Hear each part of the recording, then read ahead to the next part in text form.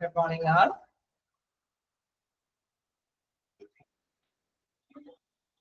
Good morning. Good morning, ma'am.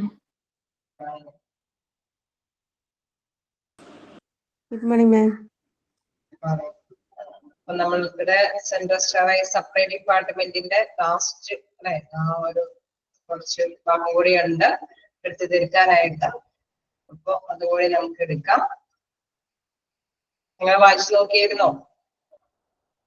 Central സ്റ്റാറായി supply ഡിപ്പാർട്ട്മെന്റിന്റെ ഒരു ഭാഗം കൂടി നമുക്ക് കുറച്ച് ഭാഗം കൂടി എടുക്കാനേ ഉള്ളൂ.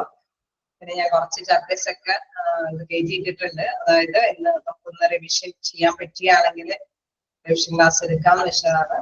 എന്തായാലും നമുക്കൊരു എക്സാം ഉണ്ടാവും അല്ലെ? ഫസ്റ്റ് സെക്കൻഡ് മൊഡ്യൂൾ കഴിഞ്ഞു കഴിഞ്ഞാല് നിങ്ങൾക്ക് എന്തായാലും ഒരു എക്സാം ഉണ്ട്. അപ്പൊ എന്തായാലും അതിന് മുന്നേ എനിക്ക് ക്ലാസ് കിട്ടുമെന്ന് അറിയില്ല. അതുകൊണ്ട് തന്നെ ഞാനൊരു എല്ലാം എടുത്തിട്ടിട്ടുണ്ട്. നിങ്ങളൊന്ന് ഞാൻ എടുക്കുന്ന ഭാഗങ്ങളൊന്ന് കളക്ട് ചെയ്ത് വെക്കാം. ജസ്റ്റ് സമയം കിട്ടുന്നതനുസരിച്ചിട്ട് തന്നെ ഈ അവറിൽ തന്നെ നമുക്കൊന്ന് നോക്കാം. ഓക്കെ, ഞാൻ സ്റ്റാർട്ട് ചെയ്തോട്ടെ. എക്സാമിന്റെ ടൈമൊക്കെ എന്തായാലും മാനേജ്മെന്റ് അറിയിക്കും. മിക്കവാറും എല്ലാവരെയും പോർഷൻസ് അല്ലെ ടെർമിനോളജി ഒഴിച്ച് ബാക്കിയെല്ലാം കഴിയാറായില്ലേ? ടെർമിനോളജി ക്ലാസ് വേണ്ടി വരും തോന്നുന്നു. ബാക്കി എല്ലാവരെയും ഓക്കെ. അതുകൊണ്ട് തന്നെ അധികം ലേറ്റ് ആവാതെ തന്നെ എക്സാം ഉണ്ടാവും. 3 മന്തിനുള്ളിൽ ഫസ്റ്റ് സെക്കൻഡ് മൊഡ്യൂൾ ചെയ്തിട്ടാണോ നെക്സ്റ്റ് തേർഡും ഫോർത്തും മൊഡ്യൂൾ നെക്സ്റ്റ് ടൈമിലാണ്. അപ്പോ ഇതിന് മുന്നോടിയായിട്ട് ഇനി ക്ലാസ്സുകൾ എത്രത്തോളം എനിക്ക് കിട്ടുമെന്ന് അറിയില്ല. തീർച്ചയായിട്ടും ജനുവരി ഫസ്റ്റ് വീക്ക് അങ്ങനെ തന്നെയായിരിക്കും. കേസ് അതിന് മുൻപോ ആവുമോന്ന് അറിയില്ല. കാരണം എല്ലാവരുടെയും ക്ലാസ്സുകൾ കഴിയുന്ന അനുസരിച്ചിട്ട് തന്നെ ഇൻഫോർമേഷൻസ് നിങ്ങൾക്ക് പാസ് ചെയ്യും. എപ്പോഴാണ് എക്സാം എന്നുള്ള കാര്യങ്ങളെല്ലാം മിക്കവാറും ജനുവരി ഫസ്റ്റ് വീക്കില് അല്ലെ അങ്ങനെ തന്നെ ആവാനാണ് വഴി. കറക്റ്റ് അറിയില്ല.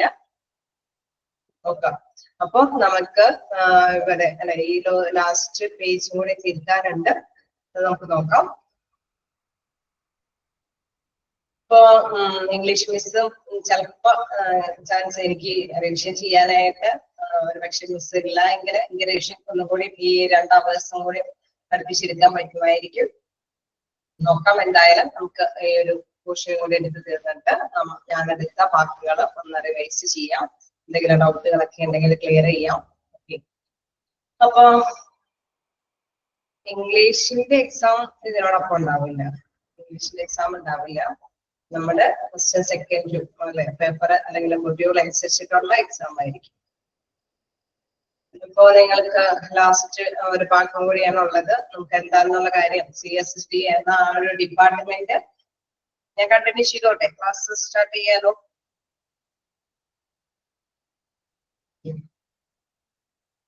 അപ്പോ നമ്മൾക്കറിയാം CSSD അല്ലെ, അത് ഒരു ഡിപ്പാർട്ട്മെന്റ്. അതിന്റെ ഉദ്ദേശം എന്താന്നുള്ള കാര്യം ഏതാണ്ട് നമുക്ക് ക്ലിയർ ആയി. അവിടെ ഉപയോഗിക്കുന്ന എക്യുപ്മെന്റ്സ് അത് സ്റ്റെറിലൈസ് ചെയ്യുക, അത് അണുവിമുക്തമാക്കുന്ന എന്ന ഒരു പ്രവൃത്തിയാണ് ആ ഒരു ഡിപ്പാർട്ട്മെന്റിൽ നടക്കുന്നത്. പിന്നെ അതുമായി ബന്ധപ്പെട്ട് അല്ലെ ആ എക്യുപ്മെന്റ്സ് സ്വീകരിക്കുന്നതും അതേമാതിരി തന്നെ ഡിസ്ട്രിബ്യൂട്ട് ചെയ്യുന്നതുമായ കാര്യങ്ങളാണ് ഈ ഡിപ്പാർട്ട്മെന്റിൽ പ്രധാനമായിട്ട് വരുന്നത്. അപ്പോ നമുക്ക് നെക്സ്റ്റ് എടുക്കാനുള്ള ഭാഗവും അത് തന്നെ അതുമായി ബന്ധപ്പെട്ട CSD ഡിസ്ട്രിബ്യൂഷൻ സിസ്റ്റം ആണ്. അതായത് വിതരണം ചെയ്യണം അല്ലെ. അവിടുന്ന് നമ്മൾ ആ ഒരു ഡിപ്പാർട്ട്മെന്റിന്റെ റിസീവിംഗ് ഏരിയയിലൂടെ ആ എക്യുപ്മെന്റ്സ് സ്വീകരിച്ചിട്ട് അവിടെ പുറത്ത് ആ എക്യുപ്മെന്റ്സ് ഡിസ്ട്രിബ്യൂഷൻ നടത്തുന്ന ഒരു ഭാഗം വരെ എത്തുന്നുണ്ട്. അപ്പൊ ആ ഡിസ്ട്രിബ്യൂഷൻ അത് വിതരണം ചെയ്യുന്നതുമായി ബന്ധപ്പെട്ടുള്ള കാര്യങ്ങളാണ് താഴെ പറയുന്നത്. നോക്കാം. എന്താണ് ക്ലീൻ ഫോർ ഡേർട്ടി എക്സ്ചേഞ്ച്. അതായത് നമ്മളുടെ സൂക്ഷ്മജീവികളെ പറ്റി പിടിച്ചിരിക്കുന്ന അണുക്കൾ നിറഞ്ഞ ആ എക്യുപ്മെന്റ്സിനെ ക്ലീൻ ആക്കിയിട്ടാണ് ഡിസ്ട്രിബ്യൂഷൻ നടക്കുന്നത് അല്ലെ, വിതരണം ചെയ്യുന്നത്. നോക്കാം. Sterilised articles is provided at the CSD issue counter in exchange four A user one at any time. അപ്പോ ഏത് സമയമാണെങ്കിലും അല്ലെ ക്ലീൻ ആക്കി അത് വൃത്തിയാക്കിയിട്ട് എക്യുപ്മെന്റ്സ് ഏത് സമയത്ത് വേണമെങ്കിലും അവർക്ക് കൈമാറ്റം ചെയ്യാൻ സാധിക്കുന്ന വിധത്തിൽ സ്റ്റോക്ക് ചെയ്ത് വെക്കും. നമുക്കറിയാം ഓരോ ഡിപ്പാർട്ട്മെന്റുകള് അവരുടെ ആവശ്യം അനുസരിച്ചിട്ടാണ് എക്യുപ്മെന്റ്സിന്റെ ഓർഡറുകൾ കൊടുക്കുന്നത് അല്ലെ. ആ ആവശ്യം അനുസരിച്ചിട്ട് തന്നെ ആ എക്യുപ്മെന്റ്സ് ഡിസ്ട്രിബ്യൂട്ട് ചെയ്യാനത് വിതരണം ചെയ്യേണ്ട ഒരു ഡ്യൂട്ടി ആരുടേതാണ്? ഈ CSD ഡിപ്പാർട്ട്മെന്റിന്റേതാണ്. അപ്പൊ പറയുന്നത് എന്താണ്? A sterilized articles is provided and the CSD issue counter in exchange for a used one at any time. ഏത് സമയത്തും ആവശ്യക്കാർക്കും അവിടെ കൃത്യമായിട്ടുള്ള ആർട്ടിക്കിൾസ് പ്രൊവൈഡ് ചെയ്യാൻ വേണ്ടിയിട്ട് സ്റ്റെറിലൈസേഷൻ ഡിപ്പാർട്ട്മെന്റിൽ അത് കൃത്യമായിട്ട് തന്നെ സൂക്ഷിച്ചിട്ടുണ്ട്. നോക്കുക, റിക്വിസിഷൻ സിസ്റ്റം. നെക്സ്റ്റ് എന്ന് പറയുന്നത് റിക്വിസിഷൻ സിസ്റ്റം ആണ്. അതിലെന്താ ഉദ്ദേശിക്കുന്നത്? ആർട്ടിക്കിൾസ് നീഡഡ് ആണ് demanded by users on a daily or regular base and gathered by them at a CSD counter. അതായത് ആർട്ടിക്കിൾസ് ആവശ്യം അനുസരിച്ചിട്ട് അല്ലെ, ഓരോ ഡിപ്പാർട്ട്മെന്റ് നമുക്കറിയാം ഓപ്പറേഷൻ തിയേറ്റർ എന്നൊക്കെ പറയുമ്പോൾ അത് ഏത് ഡിപ്പാർട്ട്മെന്റ് ബേസ് ആയിട്ടും ഉണ്ടാവും അല്ലെ. ന്യൂറോളജി ഉണ്ടാവും, നെഫ്രോളജിയിൽ ആവശ്യം ഉണ്ടാവും, അതേപോലെ കാർഡിയോളജി, അങ്ങനെ ഏത് ഡിപ്പാർട്ട്മെന്റിനും എന്താണ് ഇത്തരത്തിലുള്ള എക്യുപ്മെന്റ്സിന്റെ ആവശ്യകതയുണ്ടാവും. അപ്പൊ അവര് അതനുസരിച്ചിട്ട് തന്നെ ഡെയിലി അല്ലെങ്കിൽ പീരിയഡിക്കലി എന്താണ് ഓരോ ടൈം അനുസരിച്ചിട്ട് തന്നെ അവര് അത് ആവശ്യപ്പെട്ടിരിക്കും. അവരെ റിക്വസ്റ്റ് ചെയ്യുന്നത് അനുസരിച്ചിട്ടാണ് ഈ ഡിപ്പാർട്ട്മെന്റ് അവർക്ക് അത് സപ്ലൈ ചെയ്യുന്നത്. Articles needed are demanded by users. ഉപയോഗിക്കേണ്ട ഡിപ്പാർട്ട്മെന്റ് ആവശ്യപ്പെടും ഡെയിലി ഓർ റെഗുലർ ബേസിസ്, അല്ലെങ്കിൽ ചിലപ്പോ എല്ലാ ദിവസവും അല്ലെ, എല്ലാ ദിവസവും ഓപ്പറേഷൻ തിയേറ്ററിൽ എന്താണ് ഈ എക്യുപ്മെന്റ്സിന്റെ ആവശ്യകത ഉണ്ടാവും. അപ്പൊ ഇത്രയും എണ്ണമൊക്കെ നേരത്തെ കൊട്ടിരിക്കാം. ഒരു പീരിയോഡ് പോലെ തന്നെ ഇങ്ങനെ അവര് ഇൻഫോം ചെയ്തിട്ടുണ്ടാവും. നെക്സ്റ്റ് ഡേ ഇത്രയും വേണം, നെക്സ്റ്റ് ഡേ ഇത്രയും വേണം എന്നുള്ളത് റെഗുലർ ആയിട്ട് തന്നെ ആ ഒരു ഡിപ്പാർട്ട്മെന്റിൽ ഇൻഫോർമേഷൻസ് കൊടുത്തിട്ടുണ്ടാവും. ഇനി എക്സ്ട്രാ വേറെ എന്തെങ്കിലും വേണമെങ്കിലും അതും അവര് കൂട്ടിച്ചേർത്തിട്ടായിരിക്കും ഈ എക്യുപ്മെന്റ്സിന്റെ കണക്ക് ആ ഡിപ്പാർട്ട്മെന്റിനെ അറിയിക്കുന്നത്. അപ്പൊ അവര് ആവശ്യപ്പെടുന്നത് അനുസരിച്ചിട്ട് എത്രത്തോളം റെഗുലർ ആയിട്ട് അല്ലെങ്കിൽ ഡെയിലി അവരുടെ ആ രീതി അനുസരിച്ചിട്ട് എത്രത്തോളം എക്യുപ്മെന്റ്സ് ആവശ്യപ്പെടുന്നുണ്ടോ അതനുസരിച്ചിട്ട് തന്നെ ഇവര് അവർക്ക് കൊടുക്കുമെന്നുള്ളതാണ്. And gathered by them at CSD counter. അത് ശേഖരിച്ച് അത് അവർക്ക് നൽകിയാണ്, ഡിമാൻഡ് അനുസരിച്ചിട്ട് തന്നെ അത് അവർക്ക് നൽകുന്നു. Then grocery system. ഇതെന്താ പറയുന്നത്? Each users demand for a specific period are delivered a suitable intervals regardless of whether the contents have been used or not. അതായത് നമ്മൾ ഉപയോഗിച്ചപ്പോ ഡിമാൻഡ് അനുസരിച്ചിട്ട് അവർക്ക് കൊടുക്കും അല്ലെ. കൊടുക്കുമ്പോൾ വേറൊരു കാര്യം ശ്രദ്ധിക്കുന്നത്, ചിലപ്പോൾ അവർ ഉപയോഗിച്ചിട്ടുണ്ടാവില്ല ആ ഒരു എക്യുപ്മെന്റ്സ്. നമ്മളിപ്പോ അറിയാലേ, ഒരു ഓപ്പറേഷൻ തിയേറ്ററിന് ആവശ്യമെന്ന് തോന്നുന്ന എക്യുപ്മെന്റ്സ് എല്ലാം അവർ ഡിമാൻഡ് ചെയ്തിട്ട് അത് ആ ടൈമിൽ അവര് അവിടെ സൂക്ഷിച്ചു വെക്കും. ചിലപ്പോ ചില കാര്യങ്ങൾ, ചില എക്യുപ്മെന്റ്സ് ഒന്നും ഉപയോഗിക്കണമെന്നില്ല, നിർബന്ധമില്ല. ചില എക്യുപ്മെന്റ്സ് ഉപയോഗിക്കാതെ തന്നെ ഇരിക്കും. അപ്പൊ അവർക്ക് ഉപയോഗിച്ചോ ഇല്ലയോ എന്നുള്ളത് അവിടുത്തെ ഒരു ഇതല്ല. ഡിമാൻഡ് ചെയ്യുന്ന വസ്തുക്കൾ, എത്രത്തോളം എക്യുപ്മെന്റ്സ് ഡിമാൻഡ് ചെയ്യുന്നു അതെല്ലാം പ്രൊവൈഡ് ചെയ്യാനായിട്ട് ഈ ഡിപ്പാർട്ട്മെന്റ് എന്താ പറയുക ബാധ്യസ്ഥനാണ്. നോക്കാം, each users demand for a specific period are delivered at suitable intervals regardless of whether the contents have been used or not. അവർ ഉപയോഗിച്ചോ ഇല്ലയോ എന്നല്ല, അവരെ ഡിമാൻഡ് ചെയ്യുന്നതനുസരിച്ചിട്ട് തന്നെ ആ എക്യുപ്മെന്റ്സ് അവർക്ക് ഡിസ്ട്രിബ്യൂട്ട് ചെയ്യേണ്ടതാണ്. Quota system. ക്വാട്ട സിസ്റ്റത്തിൽ എന്താ പറയുന്നത്? എന്താണ്? Pre arranged stock levels of different items four each user unit are maintained by delivery personnel from CSD through frequent deliveries. അതായത് നമുക്കറിയാലോ, അത് ഒരു സിസ്റ്റം നമ്മളിപ്പോ നേരത്തെ പഠിച്ചപ്പോ പറഞ്ഞല്ലോ, ബിഫോർ ഒരു എന്താണ് ഫസ്റ്റ് ഔട്ട് എന്ന ഒരു മോഡലിലൊക്കെയാണ് ഇത് സപ്ലൈ ചെയ്യുന്നതെന്നൊക്കെ പറഞ്ഞു. അപ്പൊ അതിനനുസരിച്ചിട്ട് തന്നെ ആ കോട്ട അനുസരിച്ചിട്ട് ഓരോരുത്തർക്കും എന്താണ് ഏത് സമയമാണോ ആ സമയത്ത് തന്നെ ഇവര് പാക്ക് ചെയ്ത് available ആക്കേണ്ടതുണ്ട്. Pre-arranged stock levels of different items of each user unit are maintained by delivery personnel from CSD through frequent deliveries. അതായത് അവരെ പറയുന്നത് അനുസരിച്ചിട്ട് തന്നെ സ്റ്റോക്ക് അവർ കീപ്പ് ചെയ്യുന്നത് അല്ലെ. എത്രത്തോളം ആവശ്യമുണ്ടോ അതനുസരിച്ചിട്ട് തന്നെ മുൻകൂട്ടി ഇത്തരത്തിലുള്ള എക്യുപ്മെന്റ്സിനെ ഈ ഡിപ്പാർട്ട്മെന്റ് സ്റ്റോക്ക് ചെയ്ത് വെക്കേണ്ടതാണ്. അതിന് ശേഷം ഇപ്പൊ എന്തെങ്കിലും നമുക്കറിയാം എക്യുപ്മെന്റ്സ് ഇങ്ങനെ ക്ലീൻ ചെയ്ത് കൈകാര്യം ചെയ്ത് വരുമ്പോഴൊക്കെ ചിലപ്പോൾ എന്തെങ്കിലുമൊക്കെ ഇഷ്യൂസ് വരാല്ലേ, എന്തെങ്കിലുമൊക്കെ തകരാറൊക്കെ സംഭവിക്കാം.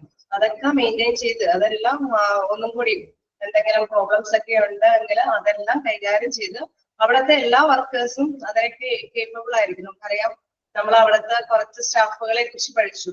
അപ്പൊ അവിടെ വർക്ക് ചെയ്യുന്നതിൽ പലരും പല ഡ്യൂട്ടി ഉള്ളവരാണ് അല്ലെ. അവിടെ ക്ലീൻ ചെയ്യുന്നവരുണ്ട്, ടെക്നീഷ്യന്മാരുണ്ട്, അതേപോലെ തന്നെ എൻട്രി ചെയ്യുന്ന സ്റ്റാഫിങ്ങും കാര്യങ്ങളൊക്കെ ആയിട്ട് റെക്കോർഡ്സ് കീപ്പ് ചെയ്യുന്ന വ്യക്തികളൊക്കെ ഉണ്ട്.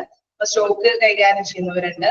അവരെല്ലാം ഇതെന്താണ് കൃത്യമായിട്ട് തന്നെ അറേഞ്ച് ചെയ്യണം. എന്താ അവർക്ക് ആവശ്യമുള്ളത്, ഓരോ ഡിപ്പാർട്ട്മെന്റിനും ആവശ്യമുള്ള അത്രയും എക്യുപ്മെന്റ്സ് കൃത്യമായിട്ട് തന്നെ അവിടെ സ്റ്റോക്ക് ചെയ്ത് വെക്കണം. അതാണ് എന്താ CST ഡിസ്ട്രിബ്യൂഷൻ സിസ്റ്റത്തിൽ ഓരോ പോയിന്റ് ആയിട്ടാണ് ഇവിടെ കൊടുത്തിരിക്കുന്നത്. അതായത് അവിടെ ഉണ്ടായിരിക്കുന്ന മൊത്തം സംഗതികളെ പോയിന്റ് വൈസ് ആയിട്ടാണ് കൊടുക്കുന്നത്. എന്താണ് ഫസ്റ്റ് വൺ പറയുന്നത്, അത് ക്ലീൻ ആക്കി തന്നെ കൈകാര്യം ചെയ്ത് വെക്കേണ്ടതുണ്ട്.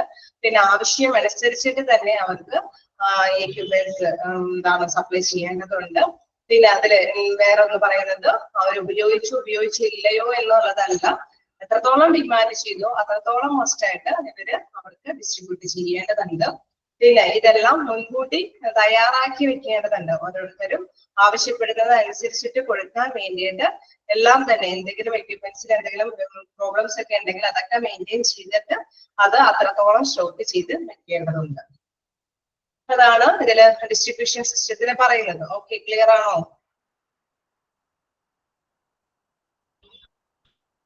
ഓക്കെ, നെക്സ്റ്റ് നമുക്ക് നോക്കാം administrative monitoring.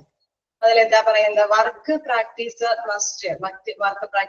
must be overseen. Written policies, procedures must be strictly followed by all personnel responsible and accountable for sterilizing and disinfecting items and for handling sterilized supplies. If sterile cannot be obtained or maintained, the system has failed എന്ന് വെച്ചാൽ failed എന്നാക്കാം. അത് നമുക്ക് ഇങ്ങനെ വേണമെങ്കിൽ തിരുത്താം, failed എന്നാക്കാം. നോക്കാം ഇതിലെന്താ പറയുന്നത്, administrative monitoring എന്ന് വെച്ച് കഴിഞ്ഞാൽ അതിന്റെ ഒരു ഭരണപ്രവർത്തനം, അല്ലെ ആ ഒരു ഡിപ്പാർട്ട്മെന്റിന്റെ ഒരു ഭരണപ്രവർത്തനം എന്ന് പറയുമ്പോൾ നമുക്ക് നേരത്തെ ഞാൻ പറഞ്ഞു, അവിടെയുള്ള ഓഫീസേഴ്സ് അല്ലെ, ഒരുപാട് ഓഫീസേഴ്സ് ഉണ്ട്, ഓരോരുത്തരും അവരവരുടെ ഡ്യൂട്ടി കൃത്യമായിട്ട് നിർവഹിക്കേണ്ടതുണ്ട്. തന്നെയാണ് ഇവിടെ പറയുന്നത്. Work practices must be ഓവർസീൻ.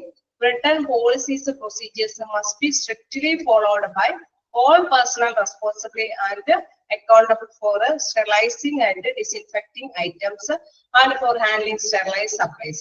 അതായത് സ്റ്റെറൈസ് സപ്ലൈ നടത്തുന്നതിന് ഈ ഒരു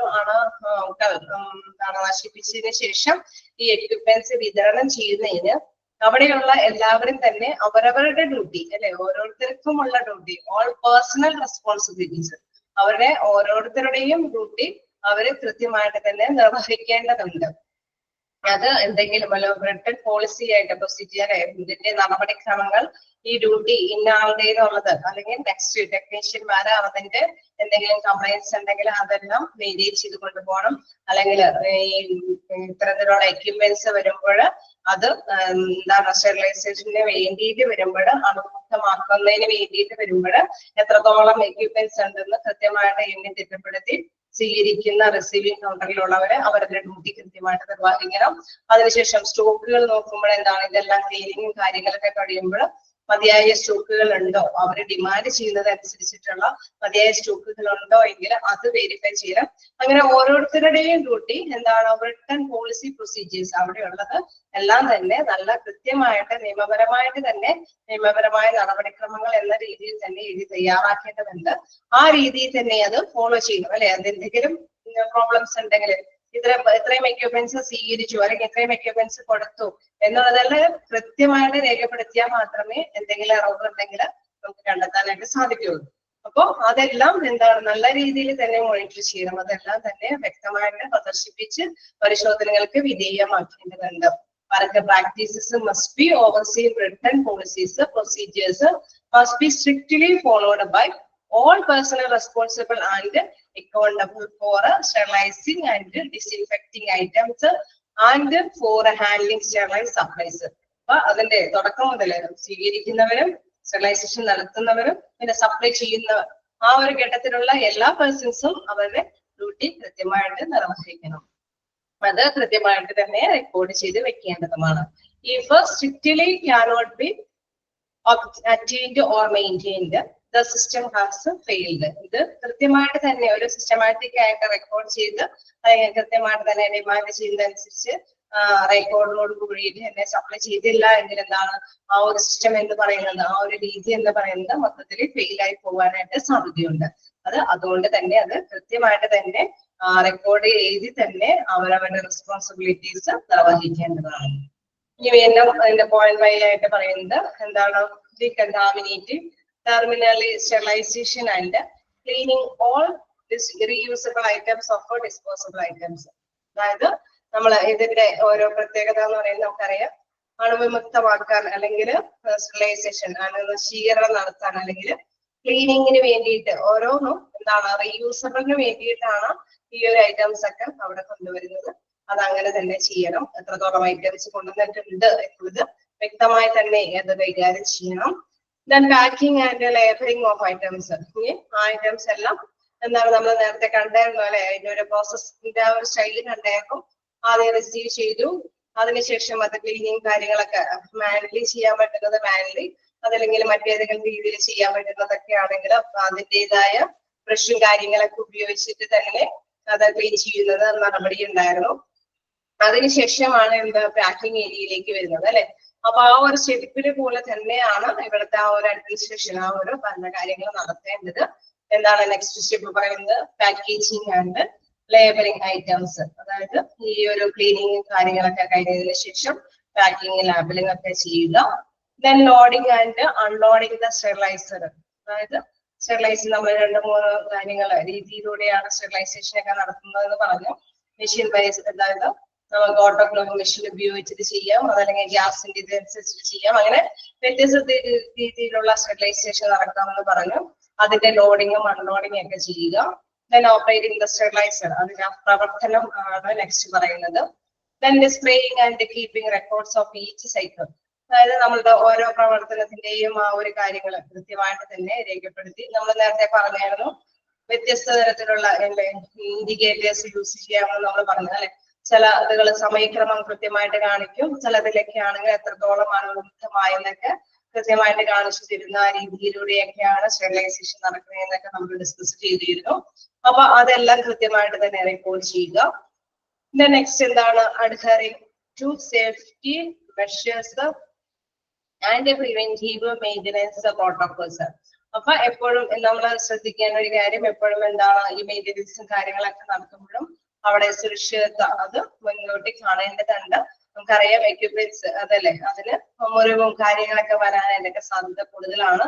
അപ്പൊ എപ്പോഴും സേഫ്റ്റി മെഷേഴ്സും അല്ലെങ്കിൽ പ്രിവെന്റീവ് മെയിൻ്റനൻസ്, അതായത് മുൻകരുതലുകൾ, എന്തെങ്കിലും പ്രോബ്ലം, എന്തെങ്കിലും അണുക്കള് മറ്റു ജനങ്ങൾ അവിടെയുള്ള വർക്കേഴ്സിന്റെ ഇടയിലൊന്നും വരാതിരിക്കാനുള്ള പ്രോട്ടോകോൾ എല്ലാം കൃത്യമായിട്ട് തന്നെ പാലിച്ചുകൊണ്ടാണ് ഇത്തരം കാര്യങ്ങളൊക്കെ ചെയ്യേണ്ടത്.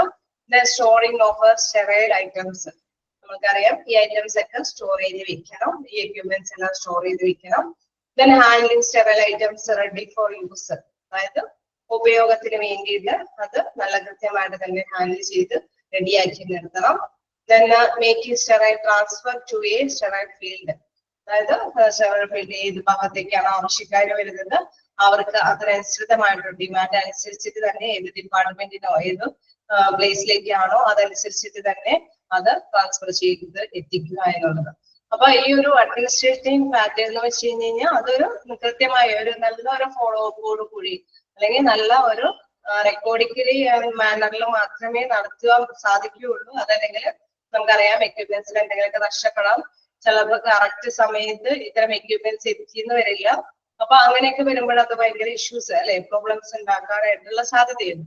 അപ്പൊ അതിന്റെ അഡ്മിനിസ്ട്രേറ്റീവ് യൂണിറ്റ് വളരെ ശ്രദ്ധയോടുകൂടി തന്നെ കൈകാര്യം ചെയ്യേണ്ടതാണ്. നോക്കാം, ഇന്നടുത്തേല് എന്തെങ്കിലും ഡൗട്ടുകൾ ഉണ്ടെങ്കിൽ ചോദിക്കാം.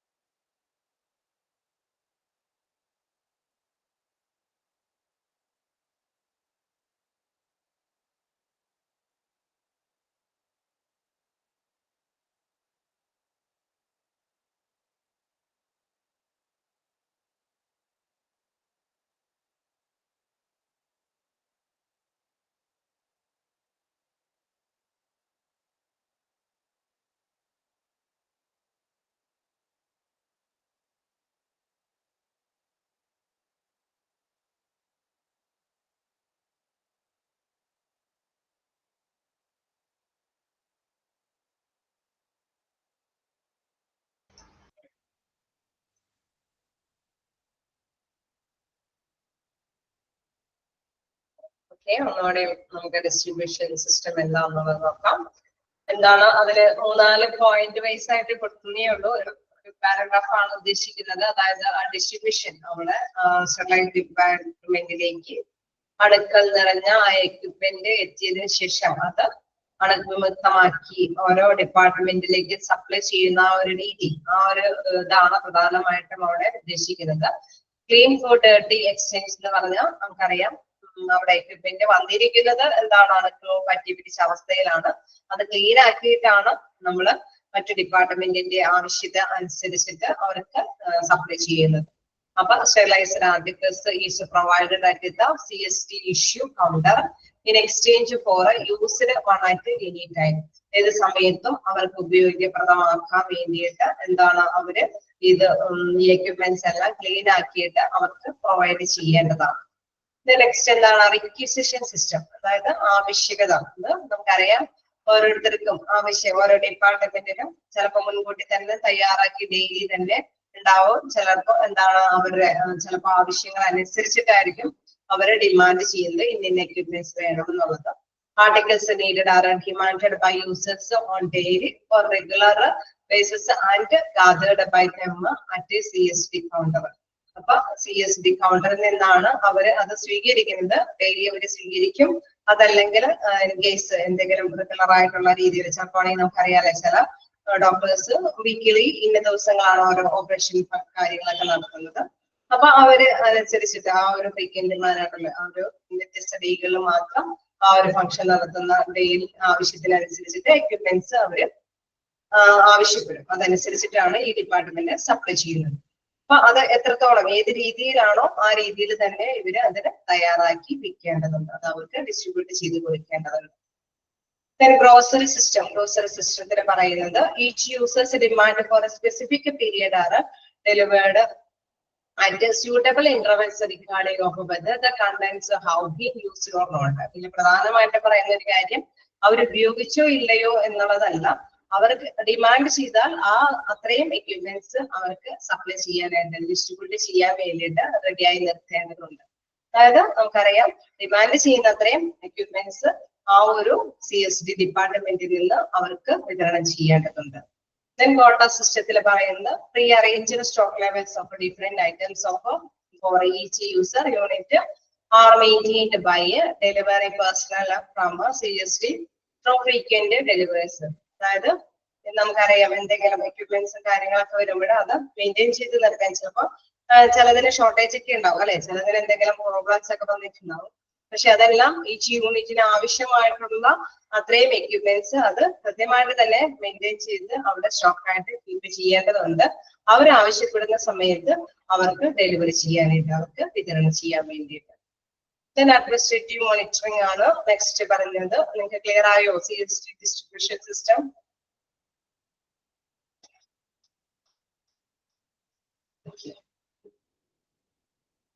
അപ്പോ നമ്മൾക്ക് നെക്സ്റ്റ് ഒരു ചെറിയൊരു ഭാഗം കൂടിയുണ്ട്, നോക്കാം.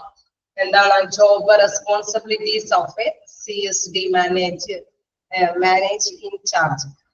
അതായത് നമുക്കറിയാം അവിടെയുള്ള പേഴ്സൺ അല്ലെ, നമ്മൾ അതിന്റെ സ്റ്റാഫിംഗ് ഇതില് നമ്മൾ കണ്ടായിരുന്നു ഇൻചാർജ് ഉള്ള പേഴ്സൺ ഉണ്ട് അല്ലെ. അതിന്റെ ഏറ്റവും കൂടുതൽ കാര്യങ്ങളെല്ലാം വരുന്നത് ഇൻചാർജ് പേഴ്സന്റെ അണ്ടറിലായിരിക്കും. അദ്ദേഹമാണ് അത് മേൽനോട്ടം വഹിച്ച് കാര്യങ്ങളൊക്കെ നിർവഹിക്കേണ്ടത്. അതുമായി എന്തെങ്കിലും പാകപ്പിഴകൾ വന്നാലും ആൻസർ കൊടുക്കേണ്ടത് ഇൻചാർജുള്ള പേഴ്സൺ ആയിരുന്നു. അപ്പൊ മാനേജ് ചെയ്യുന്ന ഇൻചാർജിന്റെ ജോബാണ് റെസ്പോൺസിബിലിറ്റി, ഉത്തരവാദിത്തങ്ങളാണ് പറയുന്നത്. നോക്കുക എന്തൊക്കെയാണെന്നോ. Overall supervision of the CSD. നമുക്കറിയാം എക്യുപ്മെന്റ്സ് സ്വീകരിക്കുന്നത് cleaning area, packing area, sterilization area, അതല്ലെങ്കിൽ ഡിസ്ട്രിബ്യൂഷൻ ഏരിയ, ഈ എല്ലാ ഏരിയകളുടെയും മേൽനോട്ട ചുമതല വഹിക്കേണ്ട വ്യക്തിയാണ് എന്താ നമ്മുടെ ഇൻചാർജുള്ള person. Displaying the sterilization process. അപ്പൊ നമുക്കറിയാം അവിടെ പ്രധാനമായിട്ടുള്ള ഒരു ഫംഗ്ഷൻ എന്ന് പറയുന്നത് അണുവിമുക്തമാക്കുക എന്നുള്ള ഫംഗ്ഷനാണ്. അത് കൃത്യമായിട്ട് തന്നെ ഡിസ്പ്ലേ ചെയ്യണം. അത് കൃത്യമായിട്ട് തന്നെ അണുക്കൾ നശിപ്പിക്കുന്നുണ്ടോ എന്ന് അത് വ്യക്തമായിട്ട് വെരിഫൈ ചെയ്യണം. ആ ഡിസ്പ്ലേയിന്റെ സ്റ്റെറിലൈസേഷൻ പ്രോസസ്സ് അത് വ്യക്തമായിട്ട് തന്നെ കാണിച്ച് മനസ്സിലാക്കിയിരിക്കേണ്ടതുണ്ട്. അതായത് എന്തെങ്കിലും എററുകൾ സംഭവിക്കുന്നുണ്ടെങ്കിൽ അത് ആ ഒരു ഇൻചാർജ് ഉള്ള പേഴ്സണെ കാര്യമായിട്ട് ബാധിക്കുന്നതാണ് അല്ലെ.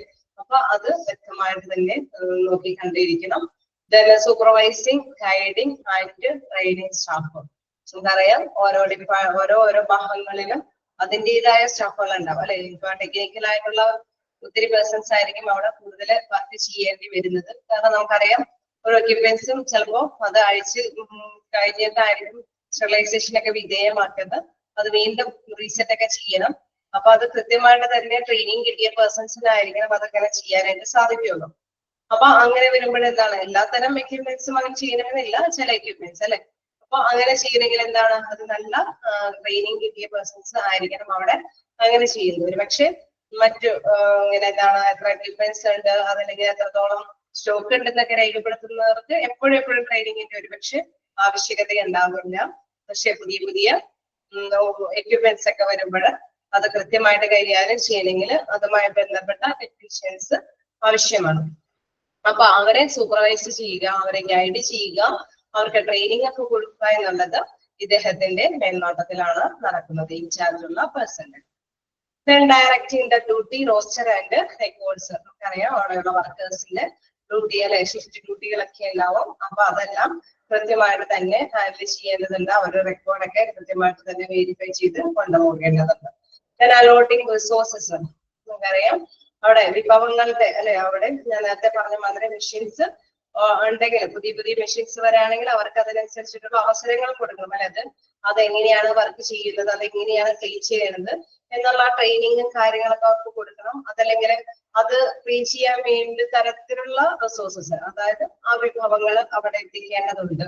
ചിലപ്പോ നമുക്കറിയാം ക്ലീനിങ്ങും കാര്യങ്ങളിലൊക്കെ കൃത്യമായ വിഭവങ്ങൾ എന്ന് പറയുമ്പോൾ ഏറ്റവും മെയിൻ ആയിട്ട് വരുന്ന ഒരു കാര്യമാണ് അതിന്റെ വാട്ടർ മതിയായ രീതിയിൽ അല്ലെങ്കിൽ ക്ലീൻ ചെയ്യാനായിട്ടുള്ള മറ്റു സാമഗ്രികളെല്ലാം റിസോഴ്സസ്, അതായത് അതിലെല്ലാം പെടുന്നതാണ്.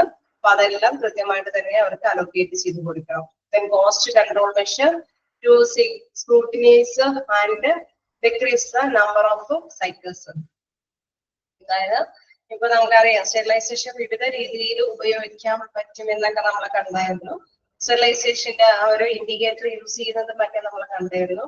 അപ്പൊ അതിൽ ചിലതിന് കോസ്റ്റ്ലി ആണെന്നുള്ള കാര്യം നമ്മൾക്ക് വ്യക്തമായിട്ട് അന്നേരം മനസ്സിലായി അല്ലെ. അപ്പൊ ഈ കോസ്റ്റ് കൺട്രോൾ മെഷർ കൈകാര്യം ചെയ്തിട്ട് വേണം ഇങ്ങനെ സംഭവങ്ങളിൽ നല്ല ഈ രീതിയിലാണ് ഇപ്പൊ നശിച്ചു പോകും, അതല്ലെങ്കിൽ ഇതിന്റെ എത്രത്തോളം സമയത്തിന്റെ ആവശ്യകതയുള്ളൂ, അതെല്ലാം കൃത്യമായിട്ട് തന്നെ അറിയുന്ന വ്യക്തികൾക്ക് അത് ആ രീതിയിൽ തന്നെ ആ പ്രോസസ്സ് നടത്താനായിട്ട് സാധിക്കുള്ളൂ. അപ്പൊ അതെല്ലാം കൃത്യമായിട്ട് തന്നെ സ്ക്രൂട്ടിനൈസ് ചെയ്ത് വെച്ച് നിരീക്ഷിച്ച് തന്നെ വിലയിരുത്തി ഈ ഓരോ ഇതിന്റെയും കോസ്റ്റ് കൺട്രോൾ ചെയ്യാനായിട്ട് ശ്രമിക്കണം എന്നുള്ളതാണ്. നമുക്കറിയാം നമ്പർ ഓഫ് സൈക്കിൾസ് എന്ന് പറഞ്ഞു കഴിഞ്ഞാൽ ആ ഒരു പ്രവർത്തനം, അതൊരു റിസീവിംഗ് ഏരിയ തുടങ്ങി ക്ലീനിങ് ഏരിയ, പാക്കിംഗ് ഏരിയ, പിന്നെ എന്താണ് സ്റ്റെറിലൈസിംഗ് ഏരിയ, പിന്നെ ഡിസ്ട്രിബ്യൂട്ടിംഗ് ഏരിയ, അങ്ങനെയുള്ള ആ ഒരു സൈക്കിളില് ആ ഒരു ചക്രത്തിന് ഏതെങ്കിലും ഇതിലൊക്കെ കോസ്റ്റ് നമുക്ക് റെഡ്യൂസ് ചെയ്യാൻ പറ്റുമോ ഇല്ലയോ എന്ന് മനസ്സിലാക്കിയിട്ട് അത് കൺട്രോൾ ചെയ്യാനായിട്ടുള്ള നടപടികളെല്ലാം എടുക്കേണ്ടത് ഇൻചാർജുള്ള പേഴ്സൺ ആണ്. Next inventory management of supplies and consumables. അതായത് നമുക്കറിയാം അവിടെ പ്രധാനമായിട്ടും ഡിപ്പാർട്ട്മെന്റ് ഏത് ഡിപ്പാർട്ട്മെന്റ് ആണോ ആവശ്യപ്പെടുന്നത് ആ ഡിപ്പാർട്ട്മെന്റ് ആവശ്യപ്പെടുന്ന സമയത്ത് ഇത്തരം എക്യുപ്മെന്റ്സിന്റെ സ്റ്റോക്ക് അവിടെ ഉണ്ടായിരിക്കണം അല്ലെ. അപ്പൊ ആ ഒരു മാനേജ്മെന്റ് അതൊരു നല്ല രീതിയിൽ നടത്തിയാൽ മാത്രമേ കറക്റ്റ് സമയത്ത് ഈ എക്യുപ്മെന്റ്സ് എത്തിക്കാനായിട്ട് സാധിക്കുള്ളൂ. അത് ശ്രദ്ധയോട് കൂടിയിട്ട് അത്തരത്തിലുള്ള സ്റ്റോക്കുകൾ ഉണ്ടോ എന്നുള്ളത് വിലയിരുത്തേണ്ടതുണ്ട്.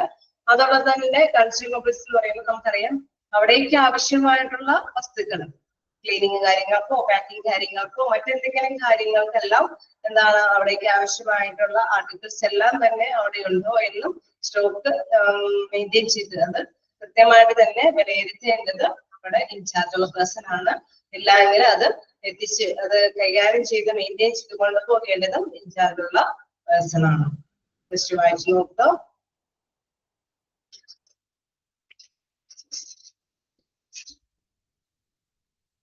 സൂക്ഷ്മ പരിശോധന,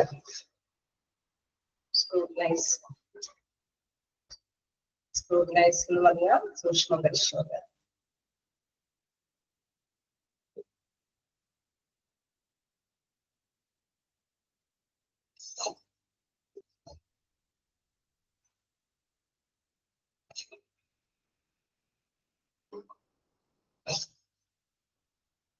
അപ്പൊ എന്തെങ്കിലും ഡൗട്ട്സ് ഉണ്ടെങ്കിൽ ചോദിക്കാം.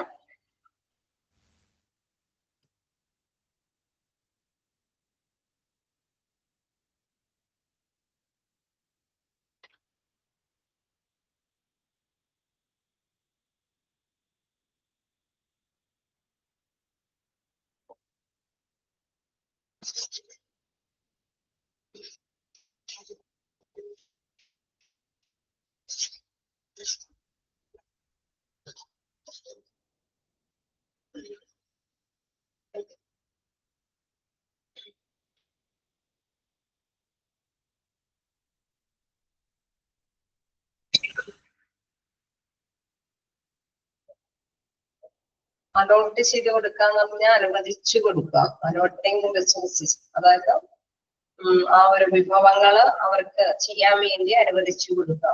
നമ്മള് നിങ്ങൾ പഠിച്ചിട്ടില്ല, ഹ്യൂമൻ റിസോഴ്സസ് ഒക്കെ എന്തായാലും നമുക്ക് നെക്സ്റ്റ് മൊഡ്യൂളുകളിൽ പഠിക്കാനുണ്ട്.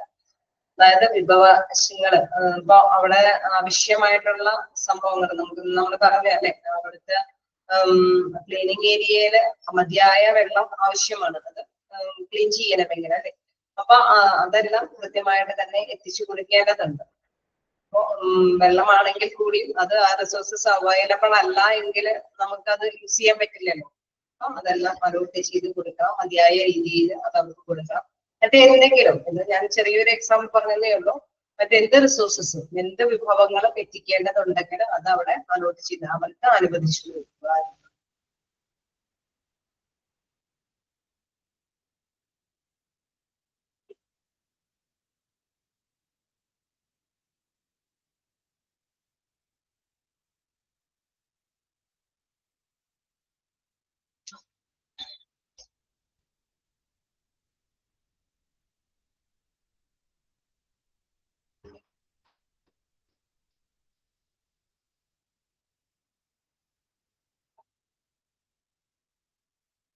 ഓക്കെ, ക്ലിയർ ആണ്. അപ്പൊ നമ്മളുടെ ചാപ്റ്റേഴ്സ് എന്തായാലും എടുത്തു കഴിഞ്ഞിട്ടുണ്ട്. നമ്മളുടെ ലാസ്റ്റ് ചാപ്റ്റർ ആയിരുന്നു CSD. ഈ ഒരു ഭാഗത്ത് നിന്ന് എവിടെന്നെങ്കിലും എന്തെങ്കിലും ഡൗട്ട് ഉണ്ടെങ്കിൽ ചോദിക്കാം. ഈ CSDയുടെ ഭാഗത്തുനിന്ന് എന്താണ് CSD എന്നുള്ളത് നിങ്ങൾക്ക് ക്ലിയർ ആയോ? എന്താണ് CSD ഡിപ്പാർട്ട്മെന്റ് എന്നുള്ളത്?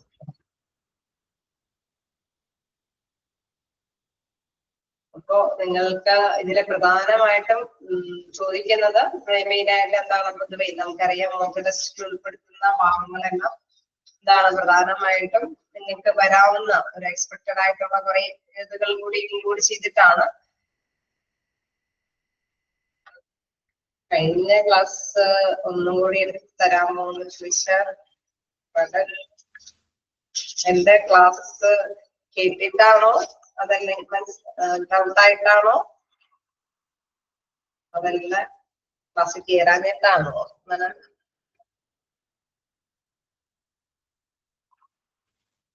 ക്വാളിറ്റി ഇൻഡിക്കേറ്റേഴ്സ് ഒന്നുകൂടെയും പറയാം. ക്ലാസ് കയറിയില്ല. ഓക്കെ, അത് തന്നെയായിരിക്കും ഡൗട്ട് എന്ന് എനിക്ക് തോന്നി. കാരണം ഇത് പെട്ടെന്ന് വായിച്ചു കഴിഞ്ഞാൽ അങ്ങനെ പെയിന്റ് ചെയ്തെടുക്കാനായിട്ട് സാധിക്കില്ല. കാരണം അതിന്റെ ആ ഒരു പ്രത്യേകത അതിൽ പ്രത്യേകിച്ചൊന്നും എടുത്ത് പറയുന്നില്ല. അപ്പൊ നമ്മള് കുറച്ചും കൂടി കാര്യങ്ങള് മനസ്സിലാക്കിയിട്ടാണ്. ഓക്കെ, എന്തായാലും ഇങ്ങനെ എന്തെങ്കിലും ക്ലാസ്സുകൾ നിങ്ങൾ ഏതെങ്കിലും ടീച്ചേഴ്സിന്റെ, ഇപ്പൊ എന്റെ മാത്രമല്ല ഏതെങ്കിലും ടീച്ചേഴ്സിന്റെ മിസ്സിംഗ് എന്താണെങ്കിലും നിങ്ങൾ ക്ലാസ് റൂമിൽ കയറിയിട്ട് ആ ഒരു ഭാഗമെങ്കിലും കയറാത്ത ക്ലാസ്സെങ്കിലും നിങ്ങൾ കേൾക്കുക. അപ്പൊ നിങ്ങൾക്ക് പെൻഡിങ് വരില്ല. ക്ലാസ് കേട്ട് കഴിയുമ്പോൾ എന്താണ് ഐഡിയ എന്നുള്ളത് കിട്ടും. അപ്പൊ മോക്ക് ടെസ്റ്റിലുള്ള പ്രത്യേകത ഈ ഒരു ഐഡിയ ഉണ്ടെങ്കിൽ തന്നെ നിങ്ങൾക്ക് ആൻസർ അറ്റൻഡ് ചെയ്യാനായിട്ട് സാധിക്കും. അപ്പൊ ഇങ്ങനത്തെ എക്സാം തന്നെയായിരിക്കും ഫസ്റ്റ് സെക്കൻഡ് മൊഡ്യൂളിനെ ബേസ് ചെയ്തിട്ടുള്ള എക്സാമും ഇങ്ങനെയുള്ള രീതി തന്നെയാണ് വരുന്നത്. അപ്പൊ നിങ്ങൾക്ക് ജസ്റ്റ് ആ ക്ലാസ്സിൽ കയറിയിട്ടുള്ള ഒരു രീതി അനുസരിച്ചിട്ട് അതിന്റെ ഏത് ടീച്ചേഴ്സിന്റെ, എന്റെ മാത്രമല്ല ഏത് ടീച്ചേഴ്സിന്റെ അങ്ങനെ കയറാത്ത ഏതെങ്കിലും പേഴ്സൺ ഉണ്ടായിരുന്നു ക്ലാസ്സിലാക്കില്ല. എല്ലാവർക്കും നമുക്കറിയാലോ എല്ലാ ക്ലാസ്സും അറ്റൻഡ് ചെയ്യാൻ പറ്റിയെന്ന് വരില്ല. അപ്പൊ ഏതെങ്കിലും ക്ലാസ്സുകൾ നിങ്ങൾക്ക് മിസ്സായിട്ടുണ്ടെങ്കിൽ ഇതേമാതിരി ക്ലാസ് റൂമിൽ കയറിയിട്ട് ആ ക്ലാസ്സുകൾ കേൾക്കുകയാണെങ്കിൽ നിങ്ങൾക്ക് വരുന്ന ആ ഒരു മെത്തേഡ്സ് അത് കൃത്യമായിട്ട് തന്നെ നിങ്ങൾക്ക് മനസ്സിലാക്കി എടുക്കാനായിട്ട് സാധിക്കും എന്നുള്ളതാണ്. ഓക്കെ, അപ്പൊ ഇന്ന് ഞാൻ ജസ്റ്റ് ഒന്ന് പറയാം എന്താണ് ഇൻഡിക്കേറ്റേഴ്സ് യൂസ്ഡ് ഇൻ CSV എന്താണെന്നുള്ളത്. അതില് പ്രധാനമായിട്ടും പറയാനുള്ളത് നമ്മള് ഓരോ സ്റ്റെറിലൈസേഷൻ നടക്കുമ്പോൾ അതെങ്ങനെയാണ് പ്രവർത്തിക്കുന്നത് എന്നുള്ളത് സൂചന കാണിച്ചു തരുന്നതാണ്. വലിയ കുഴപ്പമില്ലാതെയാണോ പ്രവർത്തിക്കുന്നത്, അല്ലെങ്കിൽ സ്റ്റെറിലൈസേഷൻ ആണോ, നശീകരണം നടത്തുന്നതിന്റെ സമയക്രമങ്ങളെല്ലാം കാണിച്ചു തരുന്ന രീതിയുണ്ട്. ചിലപ്പോഴെന്താണ് ചില ഇതുകള് കൃത്യമായിട്ട് അണുക്കൾ നശിച്ചു പോയിട്ടുണ്ടോ എന്ന് ഉറപ്പുവരുത്താൻ വേണ്ടിയിട്ട് ക്ലിയർ ഔട്ട് ചെയ്യാൻ പറ്റുന്ന രീതികളുണ്ട്. അത് രണ്ട് രീതിയിൽ തന്നെയുണ്ട്. അത് കെമിക്കൽ ഇൻഡിക്കേറ്ററും ഉണ്ട്, ബയോളജിക്കൽ ഇൻഡിക്കേറ്ററും ഉണ്ട്. അതിലെ കെമിക്കൽ ഇൻഡിക്കേറ്റർ ആണെങ്കിൽ നമുക്കറിയാം പേരിൽ തന്നെയുണ്ട് അല്ലെ, കെമിക്കൽ ആണ്. ഓക്കെ, നോക്കാം എന്താണ് കെമിക്കൽ ആണത്. അപ്പൊ ആ കെമിക്കൽ എന്ന് പറയുമ്പോൾ ആ ഇൻഡിക്കേറ്റർ വെച്ച് നമ്മൾ കാര്യങ്ങൾ ചെയ്ത് കഴിഞ്ഞ് കഴിഞ്ഞാൽ സ്ട്രിപ്പ് എന്നൊക്കെ പറയുന്ന ഒരു സംഭവം എന്താണത്, പ്ലാസ്റ്റിക് അതായത് കെമിക്കൽ സംഭവങ്ങളൊക്കെ ഉള്ളത് കൊണ്ട് തന്നെ അതിനെ നശിപ്പിക്കുക എന്ന് പറയുന്നത് പിന്നെ വേറൊരു ബുദ്ധിയായിട്ട് വരും. അതേസമയം ബയോളജിക്കൽ ഇൻഡിക്കേറ്റേഴ്സിന്റെ പ്രത്യേകത എന്താണെന്ന് വെച്ച് കഴിഞ്ഞാൽ അതില് എന്താണ് ജൈവ തരത്തിലുള്ള, അതായത് സൂക്ഷ്മജീവികൾ ചെറിയ രീതിയിലുള്ള, അത് പ്രകൃതിയോട് ഇറങ്ങിപ്പോകുന്ന തന്നെ ആയതുകൊണ്ട് തന്നെ അതെന്താണ് ആ ഇൻഡിക്കേറ്റേഴ്സ് യൂസ് ചെയ്യുമ്പോൾ ക്ലിയർ ഔട്ട് ആവുകയും ചെയ്യും. എത്രത്തോളം സ്റ്റെറിലൈസേഷൻ നടന്നു എന്ന് ക്ലിയർ ആവുകയും ചെയ്യും. പക്ഷെ അതിന്റെ വേസ്റ്റിനും വലിയ പ്രോബ്ലംസും വരില്ല. കാരണം അത് നാച്ചുറലി, അതായത് പ്രകൃതിയോട് ഇണങ്ങിപ്പോകുന്ന ഒരു വേസ്റ്റ് ആയിട്ടായിരിക്കും വരുന്നത്. അതാണ് ഇത് രണ്ടും തമ്മിലുള്ള വ്യത്യാസം. നോക്കാം. മെക്കാനിക്കൽ ഇൻഡിക്കേറ്റേഴ്സിൽ പറയുന്നത് displaying recorded time, temperature, humidity and pressure throughout the time of the sterilization cycle. അതായത് സ്റ്റെറിലൈസേഷൻ എന്ന നശീകരണ പ്രവർത്തനം നടത്തുന്നതിന്റെ കൃത്യമായിട്ടുള്ള സമയം, അത് എത്രത്തോളം ടെമ്പറേച്ചർ ആണ് ഉപയോഗിച്ചിരിക്കുന്നത്, അല്ലെങ്കിൽ എത്രത്തോളം ആവി ഇതിലുണ്ട്, അല്ലെങ്കിൽ എത്രത്തോളം മർദ്ദം അത് യൂസ് ചെയ്തിട്ടുണ്ട് എന്നുള്ളതെല്ലാം ആ ഒരു പ്രവർത്തനം നടത്തുമ്പോൾ, സ്റ്റെറിലൈസേഷൻ സൈക്കിൾ നടത്തുന്നതുമായി ബന്ധപ്പെട്ട് ഡിസ്പ്ലേ ചെയ്ത് കാണിക്കുമ്പോൾ, മെഷീൻ ഇൻഡിക്കേറ്റർ യൂസ് ചെയ്ത് സ്റ്റെറിലൈസേഷൻ നടക്കുമ്പോൾ അതിൽ എന്താണ് ഡിസ്പ്ലേ ചെയ്ത് കാണിക്കും. ഇത്രത്തോളം സമയം അത് ഉപയോഗിച്ചിട്ടുണ്ട് ഈ സ്റ്റെറിലൈസേഷൻ പ്രവർത്തനം, ഇത്രത്തോളം ടെമ്പറേച്ചർ ഉപയോഗിച്ചിട്ടുണ്ട്, ഇത്രത്തോളം പ്രഷർ അല്ലെ മർദ്ദം ഉപയോഗിച്ചിട്ടാണ്, അല്ലെങ്കിൽ ഇത്രത്തോളം ആവി അതില് കൊണ്ടിട്ടാണ് ഈ അണുക്കളെയൊക്കെ നശിപ്പിച്ചിരിക്കുന്നത് എന്ന് വ്യക്തമായിട്ട് ഡിസ്പ്ലേ ചെയ്യുന്നു. അതാണ് മെക്കാനിക്കൽ ഇൻഡിക്കേറ്റേഴ്സിന്റെ പ്രത്യേകത. സ്റ്റെറിലൈസേഷൻ നടത്തുമ്പോൾ അതുമായി ബന്ധപ്പെട്ട സൂചനകൾ ഉപയോഗിക്കുമ്പോൾ ആ സൂചനകൾ നമുക്ക് എന്താണ് വ്യക്തമാക്കി തരുന്നത് എന്നുള്ളതാണ് പറയുന്നത്. ഈ ഒരു സൂചന, ഈ മെക്കാനിക്കൽ ഇൻഡിക്കേറ്റർ വെച്ച് സ്റ്റെറിലൈസേഷൻ നടത്തുമ്പോൾ സമയക്രമവും അല്ലെങ്കിൽ ടെമ്പറേച്ചറിന്റെ ഉപയോഗവും അല്ലെങ്കിൽ ഹ്യൂമിഡിറ്റി അതല്ലെങ്കിൽ മർദ്ദത്തിന്റെ അളവൊക്കെ കാണിച്ചു തരികയാണ് ഇത് പ്രധാനമായിട്ടും പറയുന്നത്. ഇനി എന്താണ് കെമിക്കൽ ഇൻഡിക്കേറ്റേഴ്സ്? കെമിക്കൽ ഇൻഡിക്കേറ്റേഴ്സ് എന്താ പറയുന്നത്? All chemical indicators are designed to react to physical conditions inside the sterilizing chamber. അതായത് ഈ ഒരു നശീകരണ പ്രവർത്തനം നടത്തുമ്പോൾ അതിന്റെ ഭൗതിക വശം അത് എത്രത്തോളം നന്നായിട്ട് വർക്ക് ചെയ്യുന്നതാണ് എന്ന് കാണിച്ചു തരുന്നതാണ്. This confirms that an autoclave or steam sterilizing is working. There are many types of chemical indicators such as the coil, disc, dust, pack and chemical indicators strip. പലതരത്തിലുള്ള കെമിക്കൽ ഇൻഡിക്കേറ്റേഴ്സ് സംഭവങ്ങളുണ്ട്. അതിൽ ഒന്ന് പറയുന്നത് നിങ്ങൾക്ക് ജസ്റ്റ് വിസിബിൾ ആയിട്ട് ഇവിടെ കാണിച്ചു തരുന്നതാണ് ഈ സ്ട്രിപ്പ്. അപ്പൊ ഈ സ്ട്രിപ്പ് ഉപയോഗിച്ചുകൊണ്ട് ഈ ഒരു സ്റ്റെറിലൈസേഷൻ പ്രോസസ് നടത്തുമ്പോൾ എന്താ സംഭവം എന്ന് വെച്ച് കഴിഞ്ഞാൽ, ഈ സ്ട്രിപ്പിൽ കാണുന്ന ഈ കളർ ഉണ്ടല്ലോ, ഇത് എത്രത്തോളം ഈ കളറ് ഇത് ഇന്നത്തെ പറഞ്ഞിട്ടില്ല ആ ഒരു പ്രോസസ് എന്താന്നുള്ളത്. ഇത് എത്രത്തോളം ഈ കളർ ഫുൾ പോയിട്ടുണ്ടെങ്കിൽ അത്രത്തോളം അണുക്കൾ നശിച്ചു എന്നുള്ളതാണ് അവിടെ നമുക്ക് വെരിഫൈ ചെയ്തെടുക്കാനായിട്ട് സാധിക്കുന്നത്. അതിൽ ഇത്രത്തോളം കളർ കണ്ടന്റ് ഉണ്ട് എങ്കിൽ നമുക്കറിയാം ഇത്രത്തോളം സൂക്ഷ്മജീവികൾ കൂടി പറ്റിപ്പിടിച്ചിട്ടുണ്ട്. അപ്പൊ അത് പൂർണ്ണമായിട്ടും ഇനി ഒന്നും കൂടി സ്റ്റെറിലൈസേഷന് വിധേയമാക്കാനുണ്ട്. അത് പൂർത്തിയാകുന്നത് വരെ, ആ സൈക്കിൾ പൂർത്തിയാകുന്നത് വരെയും അത് ഉപയോഗിച്ച് തന്നെ. അപ്പൊ നമുക്ക് മനസ്സിലാകും അണുക്കളെല്ലാം നഷ്ടപ്പെട്ടിട്ടുണ്ട് എന്ന്. അതാണ് കെമിക്കൽ ഇൻഡിക്കേറ്റർ കൊണ്ടുള്ള പ്രത്യേകത. ഈ ബയോളജിക്കൽ ഇൻഡിക്കേറ്റേഴ്സിൽ പറയുന്നത് എന്താണെന്ന് വെച്ചാൽ, biological indicators are also known in the name of bio indicators. അതായത് ബയോ എന്ന് പറയുമ്പോൾ നമുക്കറിയാം അത് നാച്ചുറലി പ്രോബ്ലം ഒന്നും ഇല്ലാത്തതാണ്, അത് പ്രകൃതിക്ക് ഇണങ്ങുന്നതാണ്. അതാണ് ആ ഒരു ഇൻഡിക്കേറ്ററിന്റെ പ്രത്യേകത. They are living creatures such as micro organisms, അതായത് സൂക്ഷ്മ ജീവികൾ, പ്രകൃതിയിൽ ഇറങ്ങിച്ചേരാൻ പറ്റുന്ന സൂക്ഷ്മ ഘടകങ്ങളാണ് അതിൽ ഉൾക്കൊണ്ടിരിക്കുന്നത്. They use it to confirm sterilization performance, to verify the sterilization procedure, display the sterilization effect of the production process, etc. അതായത് ഇതില് നമുക്ക് വ്യക്തമായിട്ടും മനസ്സിലാക്കാനായിട്ട് സാധിക്കുന്നത് എന്താണ്, പ്രധാനമായിട്ടും പറയുന്ന പ്രത്യേകത എന്താണ്, ഇത് ഉപയോഗിക്കുമ്പോൾ നമുക്ക് കൃത്യമായിട്ട് തന്നെ അതിന്റെ ആ ഒരു ഇതിലും അതിന്റെ കളറിങ് കാര്യങ്ങളൊക്കെ ഉണ്ട്. അപ്പൊ ആ കളറിങ് കാര്യങ്ങൾ അനുസരിച്ചിട്ട് തന്നെ ഇതിന്റെ സ്റ്റെറിലൈസേഷൻ ഫംഗ്ഷൻ നടക്കും. സൂക്ഷ്മജീവികൾ നഷ്ടപ്പെട്ടിട്ടുണ്ടോ എന്നത് നമുക്ക് തിരിച്ചറിയാൻ സാധിക്കും എന്നുള്ളതാണ്. ഓക്കെ, ഇത്രയുമാണ് ഈ ഇൻഡിക്കേറ്റേഴ്സിന്റെ പ്രവർത്തനം എന്നുള്ളത്. ജസ്റ്റ് നിങ്ങൾ വായിച്ചു നോക്കാം. എന്നിട്ട്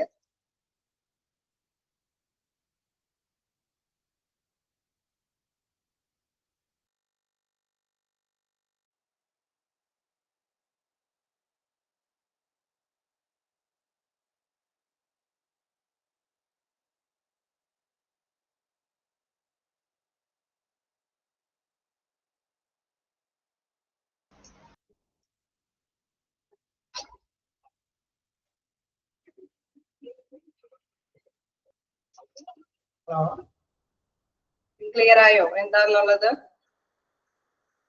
ഞാൻ നെക്സ്റ്റ് അവർ ഉണ്ടാവുമെന്നാണ് ഇപ്പൊ വിചാരിച്ചത്, പക്ഷെ മിസ് വന്നിട്ടുണ്ട്.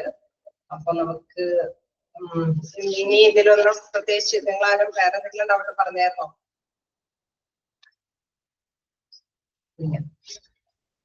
അങ്ങനെയെങ്കിൽ നമുക്ക് നമ്മുടെ ഫസ്റ്റ് ചാപ്റ്റേഴ്സ് ഒന്ന് ജസ്റ്റ് ഒന്ന് നോക്കാം.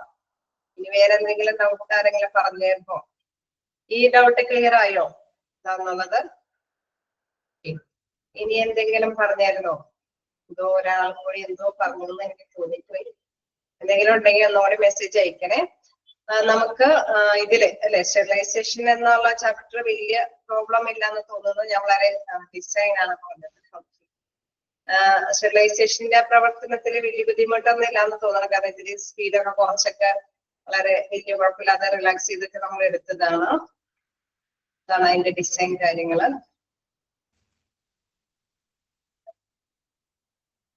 അതിന്റെ ഡിസൈൻ പ്രത്യേകത എന്ന് പറയുന്നത് ജസ്റ്റ് ഒന്ന് പറയാം. ഓപ്പറേഷൻ തിയേറ്റർ, അത് നമ്മൾക്ക് ആ എക്യുപ്മെന്റ്സ് എത്രയും പെട്ടെന്ന് നമുക്ക് എത്തിക്കേണ്ടതുണ്ടല്ലോ ഓരോ മേഖലകളിലേക്കും. അതുകൊണ്ട് തന്നെ അതിന്റെ രൂപകൽപ്പന എന്ന് പറയുന്നത് ഈ ഒരു മോഡലിൽ തന്നെയാണ് അത് ചെയ്യേണ്ടത്. അതായത് ഓരോന്ന് ക്ലീനിങ് ഏരിയ ഈ ഒരു കണ്ടോ ഒരേ ഇതിലൂടെ തന്നെ ഒരേ രീതിയിൽ ഒരേ ഒരു ഇതിൽ തന്നെ സ്വീകരിക്കുന്നു, കാര്യങ്ങളൊക്കെ നടത്തുന്നു. പിന്നെ ഔട്ട് ഫ്ലോ കൊടുക്കാനായിട്ട്, അതായത് പുറത്തേക്ക് ഡിസ്ട്രിബ്യൂഷൻ കൊടുക്കുന്ന രീതിയിൽ ആണ് അത് ചെയ്യേണ്ടത്. പിന്നെ ഇതിന്റെ ഒരു പ്രത്യേകത, നമ്മളെപ്പോഴും ഈ എക്യുപ്മെന്റ്സ് എല്ലാം സ്വീകരിക്കുന്നതും സപ്ലൈ ചെയ്യേണ്ടി വരുന്നതും ഓരോരോ ഓപ്പറേഷൻ തിയേറ്ററിലോ അല്ലെങ്കിൽ എമർജൻസി കേസുകളുള്ള ഇതുകളെ കാഷ്വാലിറ്റിയിലേക്കൊക്കെയാണ് നമുക്ക് എത്രയും പെട്ടെന്ന് ഇത്തരത്തിലുള്ള എക്യുപ്മെന്റ്സ് ആവശ്യമായിട്ട് വരുന്നത്. അതുകൊണ്ട് തന്നെ അതിനോട് നിയർ ആയിട്ട്, അതിനോട് അടുത്ത് തന്നെയാണ് ഈ ഒരു ഡിപ്പാർട്ട്മെന്റ് സ്ഥാപിക്കേണ്ടത്. ഇൻ കേസ് നമുക്ക് പറയാം നേരത്തെ അല്ലെ ഒരു ഫസ്റ്റ് ഫ്ലോർ ആണ് ഓപ്പറേഷൻ തിയേറ്ററെങ്കിൽ അതിന് കുത്തനെ നേരെ താഴെ തന്നെയാണ് ഈ ഡിപ്പാർട്ട്മെന്റ് എങ്കിൽ ആ ലിഫ്റ്റിലൂടെ തന്നെ പെട്ടെന്ന് തന്നെ എക്യുപ്മെന്റ്സ് ഓപ്പറേഷൻ തിയേറ്ററിലേക്ക് എത്തിക്കാനായിട്ടൊക്കെ സാധിക്കും. അതുകൊണ്ട് എക്യുപ്മെന്റ്സ് എത്രയും അവർക്ക് എത്തിക്കാനായിട്ട് എളുപ്പം ഏതാണോ മാർഗം ആ രീതിയിൽ തന്നെ സ്ഥാപിക്കാനായിട്ട് ശ്രദ്ധിക്കുക എന്നുള്ളതാണ്. അതാണ് ഹോസ്പിറ്റാല് ഡിസൈൻ ചെയ്യുക, അതായത് രൂപകൽപ്പന ചെയ്യുക എന്നുള്ളത്. ക്ലിയർ ആയോ? ക്ലിയർ ആയോ ഡിസൈൻ എന്താന്നുള്ളത്? ഞാനത് എടുത്ത് വായിച്ചു പറഞ്ഞില്ല. ഓക്കെ ഓക്കെ ഇതാണോ? ഓക്കെ. അപ്പോ നമുക്ക് ഇതില് അല്ലെ CST വലിയ ബുദ്ധിമുട്ടില്ലാത്ത ഒരു ചാപ്റ്ററുമാണ്, വളരെ സിമ്പിൾ ആണ്. ഇത് നമുക്ക് ഏതെങ്കിലും ഞാൻ ഭാഗത്ത് എടുത്ത ഏതെങ്കിലും ഒരു ചാപ്റ്ററുകള് നിങ്ങൾക്ക് ഒന്ന് രണ്ട് ചാപ്റ്റേഴ്സ് എന്തെങ്കിലും പറഞ്ഞു തരേണ്ടതുണ്ടെങ്കിൽ കുറച്ച് ഞാൻ വിചാരിച്ചത് ഒരു 1 hour കൂടി കിട്ടുന്നതാണ് കേട്ടോ. ലീവായിരിക്കും എന്നാണ് വിചാരിച്ചത്. അപ്പോ എന്തായാലും ഇനിയുള്ള സമയം കൊണ്ട് നിങ്ങൾക്ക് എടുത്തു തരാൻ വേണ്ടിയിട്ട് ഏതെങ്കിലും ഇതുകൾ ഉണ്ടെങ്കിൽ നിങ്ങൾക്ക് പറയാം. ഏതെങ്കിലും ചാപ്റ്റേഴ്സ്, ഞാൻ എല്ലാ ചാപ്റ്ററും എടുത്തിട്ടുണ്ടായിരുന്നു. ഏത് ചാപ്റ്ററിന്റെ ഡൗട്ട് ക്ലിയർ ചെയ്യാൻ വേണ്ടിയിട്ട് എനിക്ക് ഏതെങ്കിലും അവരെ കിട്ടിയണെങ്കിൽ, അതായത് എനിക്ക് അവൈലബിൾ ആയ ഏതെങ്കിലും അവരെ കിട്ടിയണെങ്കിൽ വരാൻ തോന്നുന്നു. നെക്സ്റ്റ് വീക്കില് ചിലപ്പോൾ ക്രിസ്മസ് ഒക്കെ ആയിട്ട് നമ്മുടെ അവേഴ്സ് പോകാൻ സാധ്യതയുണ്ട്. പിന്നെ എക്സാം ആണ് ഇപ്പം. ഇതിലും ക്വസ്റ്റ്യൻസ് എന്താന്നുള്ളത് നമുക്ക് പറഞ്ഞു പോകാനായിട്ട് സാധിക്കും. ഒരു പക്ഷെ നിങ്ങൾക്ക് മോഡൽ ടെസ്റ്റിൽ ഉൾപ്പെടുത്തിയ ആ മേഖലകൾ തന്നെ കവർ ചെയ്ത്, അതായത് അങ്ങനത്തെ ഒരു പാറ്റേൺ ഒക്കെ തന്നെയായിരിക്കുള്ളൂ ക്വസ്റ്റ്യൻസ്. പക്ഷെ ഇന്ന ക്വസ്റ്റ്യൻസ് എന്നുള്ളത് നമുക്ക് ഇമ്പോർട്ടന്റ് ആയിട്ടുള്ള പോയിന്റ്സ് ജസ്റ്റ് പറയണം എന്ന് എനിക്കുണ്ടായിരുന്നു. ഏതെങ്കിലും ചാപ്റ്റേഴ്സ് നിങ്ങൾക്ക് ടഫ് ഉണ്ടെങ്കിൽ ഞാനത് ആദ്യം ഒന്ന് പറയാം. നിങ്ങൾ ആരെങ്കിലും ഏതെങ്കിലും ചാപ്റ്റേഴ്സ് ഒക്കെ ഉണ്ടോ? Resource village waste, okay, village waste വരുന്നുണ്ട്.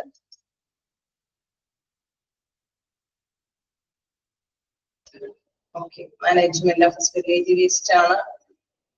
മാനേജ്മെന്റ് ഓഫ് വില്ലേജ് വേസ്റ്റില് നിങ്ങൾ മനസ്സിലാക്കേണ്ട ഒന്ന്, അത് വേസ്റ്റ് എന്താന്നുള്ളത് നിങ്ങൾ ആദ്യം മനസ്സിലാക്കുക. അതായത് ഒരു ഹോസ്പിറ്റലില് എല്ലാ തരത്തിലുള്ള വേസ്റ്റും ഉണ്ടാവാനായിട്ട് സാധ്യതയുണ്ട് അല്ലെ. അതായത് ബ്ലഡ്, അണുക്കള് ഫ്രണ്ട് ഓഫീസും പറയുന്നുണ്ട്.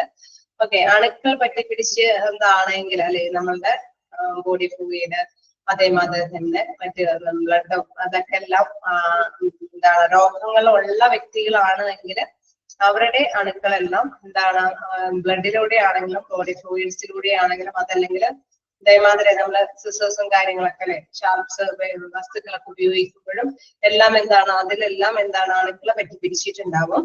അത് എങ്ങനെയെങ്കിലും ഏതെങ്കിലും അറിയാതെയൊക്കെയാണെങ്കിലും ഒന്ന് രണ്ട് അല്ലെ നമുക്കറിയാം ഒരു ചെറിയ ലീക്കേജ്, സ്പിൽ എന്ന് പറയുമ്പോൾ നമുക്കറിയാം ഓവർഫ്ലോ വരുന്നതാണ്.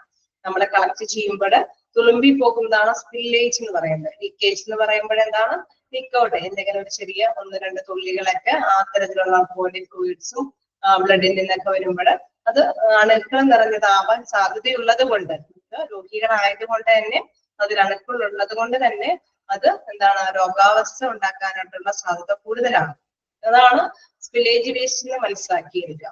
ആദ്യം അത് ഒന്ന് മനസ്സിലാക്കുക, എന്താണ് സ്പില്ലേജ് വേസ്റ്റ് എന്നുള്ളത്. ആ ഒരു മീനിങ് പെട്ടെന്ന് നിങ്ങൾക്ക് ക്യാച്ച് ചെയ്യാനായിട്ട് ബുദ്ധിമുട്ടായിരിക്കും. പക്ഷെ അത് ക്ലിയർ ചെയ്ത് കഴിഞ്ഞാൽ പിന്നെ നമ്മള് PDF-ലേക്ക് നമുക്ക് പെട്ടെന്ന് ക്യാച്ച് ചെയ്യാനായിട്ട് സാധിക്കും. അപ്പൊ അതിന്റെ ഒരു പ്രത്യേകത, ഇത്തരത്തിലുള്ള അണുക്കൾ നിറഞ്ഞത് ആകുമ്പോൾ എത്രയും പെട്ടെന്ന് എന്തെങ്കിലും മുറിവുകൾ എന്തെങ്കിലുമൊക്കെ സംഭവിക്കുമ്പോൾ അതിലൂടെ അണുക്കൾ വേഗം കയറി രോഗികൾക്ക് അല്ലെങ്കിൽ അവിടെയുള്ള സ്റ്റാഫേഴ്സിന് ഇടയിലൊക്കെ എന്താണ് അണുബാധ ഉണ്ടാവാനായിട്ടുള്ള സാധ്യതയുണ്ട്. അപ്പൊ ഈ സോഴ്സുകളിലൊക്കെ പറയുമ്പോൾ നമുക്കറിയാം എന്താണ് ഇത് ഏതൊക്കെ രീതിയിലാണ് വരുന്നത്. മെഡിക്കൽ പ്രൊസീജിയേഴ്സ്, ലബോറട്ടറിയിൽ ഉണ്ടാവാം, പേഷ്യന്റ് കെയർ, ഈ ഒരു രീതിയിലൊക്കെ എന്താണ് ഇത്തരത്തിലുള്ള സ്പില്ലേജ് അല്ലെങ്കിൽ ലീക്കേജ് സംഭവിക്കാം അല്ലെ. നമ്മൾ എന്തെങ്കിലും ഒരു ഇതില് എന്തിലെങ്കിലും കളക്ട് ചെയ്ത് നമ്മൾ എന്തെങ്കിലും ടെസ്റ്റിങ്ങും കാര്യങ്ങളൊക്കെ ചെയ്യുമ്പോൾ എടുത്തുകൊണ്ട് പോകുമ്പോൾ അല്ലെങ്കിൽ ലാബിലേക്ക് കളക്ട് ചെയ്ത് കൊണ്ടുപോകുമ്പോൾ ഒന്നല്ലെങ്കിൽ സ്പില്ലേജ് സംഭവിക്കാം, അതായത് ഓവർഫ്ലോ ആയിട്ട് തുളുമ്പി പോകാം, അല്ലെങ്കിൽ ലീക്കേജ് സംഭവിക്കാം, എന്തെങ്കിലും ചെറിയ സുഷിരങ്ങളോ എന്തെങ്കിലും വന്ന്. ടൈപ്സ് ഓഫ് സ്പില്ലേജ് വേസ്റ്റിന്റെ ഇപ്പോ അതായത് അത്തരത്തിലുള്ള കാര്യങ്ങളൊക്കെയാണ് സ്പില്ലേജിന്റെ സോഴ്സ് പറഞ്ഞത്. ഇനി ടൈപ്സ് ഓഫ് സ്പില്ലേജ് വേസ്റ്റ് എന്ന് പറയുമ്പോൾ നമ്മൾ നേരത്തെ കണ്ടു എന്താണ്. അതിൽ നിങ്ങൾ പ്രത്യേകമായിട്ട് ഏതെങ്കിലും ഏത് ചാപ്റ്റേഴ്സിനാണെങ്കിലും ചെറിയ ഷോർട്ട് ഫോമുകളൊക്കെ ഉണ്ടെങ്കിൽ അത് മസ്റ്റായിട്ട് നിങ്ങൾ നോട്ട് ചെയ്ത് വെക്കണം. കാരണം എന്താന്ന് വെച്ച് കഴിഞ്ഞാൽ അത് ഇത്തിരി കൂടി എപ്പോഴും ക്വസ്റ്റ്യൻസുകളിൽ മിക്കപ്പോഴും എങ്ങനെയെങ്കിലൊക്കെ വന്നു കയറാറുണ്ട്. ഞാൻ അത് നോട്ട് ചെയ്യാറുണ്ട്. അപ്പൊ നിങ്ങൾ ഏത് ചാപ്റ്റേഴ്സിനാണെങ്കിലും ചെറിയ ചെറിയ ഇങ്ങനെ ഇപ്പൊ പേഴ്സണൽ പ്രൊട്ടക്റ്റീവ് എക്യുപ്മെന്റ്സ് ഒക്കെ വരുന്നത് ഒക്കെ നോട്ട് ചെയ്ത് വെക്കണം. പിന്നെന്താണ് ഇതില് പ്രോഡക്റ്റ് വില്ലേജ് വേസ്റ്റ് എന്ന് പറയുമ്പോൾ നമ്മൾ നേരത്തെ പറഞ്ഞതാണ് എന്താണെന്നുള്ളത്. മെർക്കുറി ആണെങ്കിൽ നമുക്കറിയാം അത് എന്താണ് പ്രവർത്തനം നടത്തുന്നത് കൊണ്ട് അത് വില്ലേജ് വേസ്റ്റ് ചെയ്ത് ഏത് വില്ലേജ് വേസ്റ്റ് ആണ് എന്താണ് റിയാക്ഷൻ അല്ലെ എന്തെങ്കിലും ലോഹങ്ങളായിട്ട് പ്രവർത്തനം നടത്തി വരുന്നത് എന്നുള്ളത് ചോദിച്ചു കഴിഞ്ഞാൽ നമുക്കറിയാം മെർക്കുറി ആണ്. അത് അങ്ങനെ വരാനായിട്ടുള്ള സാധ്യത, അതുമായിട്ടുള്ള റിയേറ്റീവ്സ് ഒക്കെ നമ്മൾ റിമൂവ് ചെയ്ത് വെക്കേണ്ടതുണ്ട്. അങ്ങനെയൊക്കെയുള്ള ക്വസ്റ്റ്യൻസ് വരാനായിട്ടൊക്കെ ഉണ്ടെങ്കിൽ അതൊക്കെ നോട്ട് ചെയ്ത് വെക്കാം.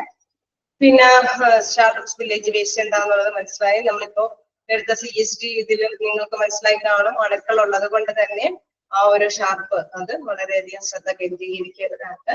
കെമിക്കൽസ് വില്ലേജ് വേസ്റ്റിൽ ആദ്യം തന്നെ ചെയ്യുന്നത് അത് നേച്ചർ ആണോ അല്ലയോ എന്ന് തിട്ടപ്പെടുത്തിയിട്ടാണ് ഓരോ നടപടികളിലേക്ക് പോകുക എന്നുള്ളത്.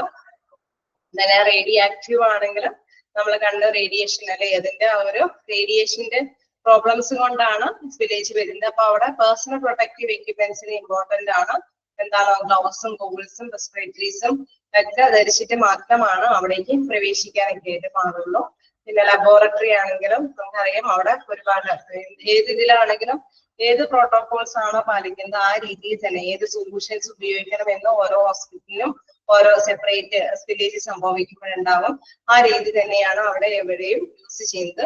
ഫാർമസ്യൂട്ടിക്കൽ സ്പില്ലേജ് വേസ്റ്റിലാണെങ്കിലും നമുക്കറിയാം അവിടെ എന്തെങ്കിലും ഒരു സ്പെഷ്യൽ സംഭവം സംഭവിച്ചു കഴിഞ്ഞാൽ എന്തെങ്കിലും ബോട്ടിൽസോ അല്ലെങ്കിൽ എന്തെങ്കിലും മരുന്ന് പൊട്ടിത്തെറിക്കുകയോ എന്തെങ്കിലും സംഭവിച്ചു കഴിയുമ്പോഴാണ് അവിടെ ആ ഒരു പ്രോബ്ലം സിറ്റുവേഷൻ ഉണ്ടാകുന്നത്. അതും ഇന്റർമാതർ തന്നെ എങ്ങനെയൊക്കെയാണ് ക്ലീൻ ചെയ്തെടുക്കുക എന്നുള്ളത്. ഇതെല്ലാം എന്താണ് ഇത്തരത്തിലുള്ള പോയിന്റ്സ് ഒക്കെ ജസ്റ്റ് ഓർത്ത് വെച്ചാൽ തന്നെ എനിക്ക് തോന്നുന്നു നിങ്ങൾക്ക് എളുപ്പം മോക്ക് ടെസ്റ്റ് ആയതുകൊണ്ട് ഏതാണെന്നുള്ളത് പെട്ടെന്ന് ക്യാച്ച് ചെയ്യാനായിട്ട് സാധിക്കും എന്നുള്ളതാണ്. പിന്നെ ഈ ചാപ്റ്ററിൽ കുറച്ച് ഇവിടെയും വരുന്നുണ്ട് അല്ലെ. CRA എന്താണ്, OSH എന്താണ്, RA എന്താണ്, അതിന്റെ ഫുൾ ഫോംസ് ഒക്കെ എന്തായാലും മസ്റ്റ് ആയിട്ടൊന്ന് നോക്കിയിരിക്കുക. അപ്പൊ അത്രയും ക്വസ്റ്റ്യൻസ് ഒക്കെയാണ് പൊതുവെ കാണാറുള്ളത്. ഇനി നിങ്ങൾ പറഞ്ഞത് എന്താണ് ഫ്രണ്ട് ഓഫീസ് പറഞ്ഞത്. നഴ്സിംഗ് അഡ്മിനിസ്ട്രേഷനിൽ ഓരോ പേഴ്സന്റെയും റെസ്പോൺസിബിലിറ്റി നിങ്ങൾ മസ്റ്റ് ആയിട്ട് നോട്ട് ചെയ്ത് വെക്കണം.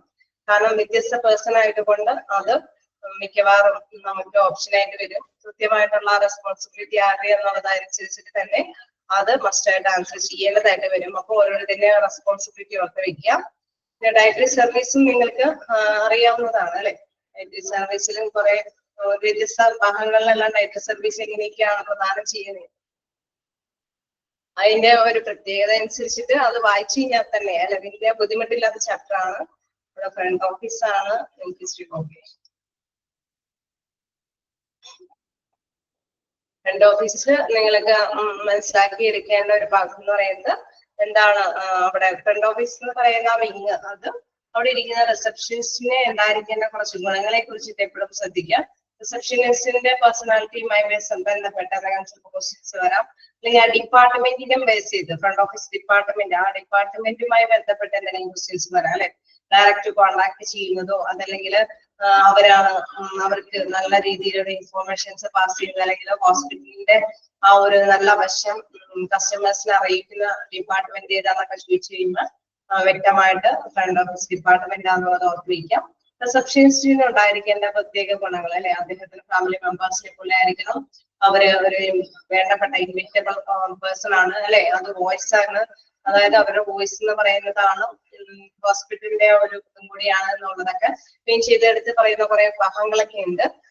അപ്പൊ അതൊക്കെ ഓർത്ത് വെച്ചേക്കാം. പിന്നെന്താണ് CRMന്റെ ഫുൾ ഫോം അത് എന്താണെന്നുള്ളത് അല്ലെ. കസ്റ്റമർ റിലേഷൻഷിപ്പ് മാനേജ്മെന്റ് ആണ്. എന്തായാലും ടീച്ചറിന്റെ ടൈം ആയിട്ടുണ്ട്. അപ്പൊ നമുക്ക് എന്തായാലും നിങ്ങൾ വായിച്ചു നോക്കാം. എനിക്ക് എന്തെങ്കിലും ക്ലാസ് കിട്ടിയാണെങ്കിൽ കയറാം. Okay, thank you.